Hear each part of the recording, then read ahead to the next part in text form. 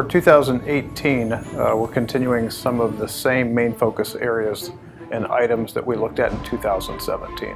So when the Corporate Health and Safety Department, which also includes representatives of the USW, conduct a safety audit at a division level, we're really looking at three main things.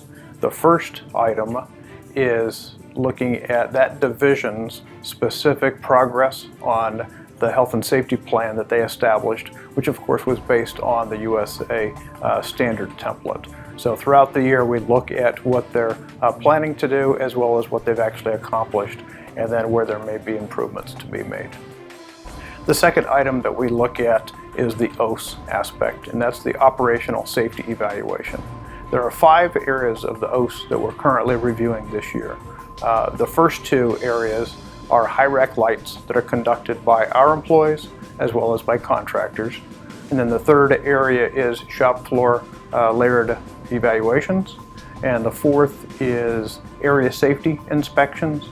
And the fifth is observations, which is one of the new requirements for 2018. In addition to the OS audits that we formally do as part of the division audit, each division does a quarterly self-assessment of that also. So it's a chance to look at how the division has been reviewing these documents and hopefully making lots of improvements compared to how we come in and help calibrate that. The third item is really the more extensive item of the overall division audit. And that is specifically looking at a rather lengthy list of health and safety compliance items that are based on OSHA, MSHA, as well as our own internal ArcelorMittal requirements. And those items primarily were based on regulatory commonly cited items. During audits in 2017, we identified a number of items that we saw routinely, or common if you want to call it. A good example of one of the areas that I compliance audits is in regards to electrical safety. And 2 of the items that came out of there was specifically proper identification of disconnects in regards to labeling and so forth. And then the other one is in regards to equipment not being blocked by welding machines or other pieces of equipment. And then another item, at least that I look at in regards to electrical, is the motor room control doors. Some of them at times were secure and other ones at times were not, which is a requirement. The most important thing we can do is to audit departments. And when we do that, we're checking the temperature and the atmosphere of their safety culture. And we have a deliverable at the end of the day, reporting out for any good events, as well as any defects in their system where they need to improve.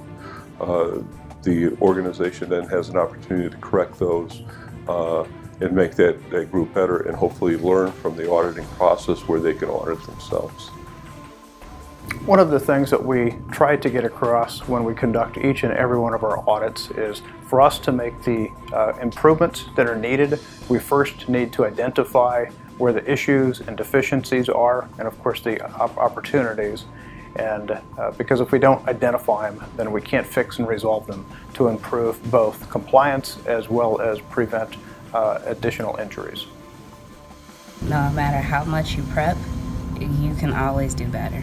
There are always things that can be improved upon that you normally walk by every day and never notice. I think it's one of the most value-added things a safety group or company can do to do audits and have a fresh set of eyes always looking is to check your work.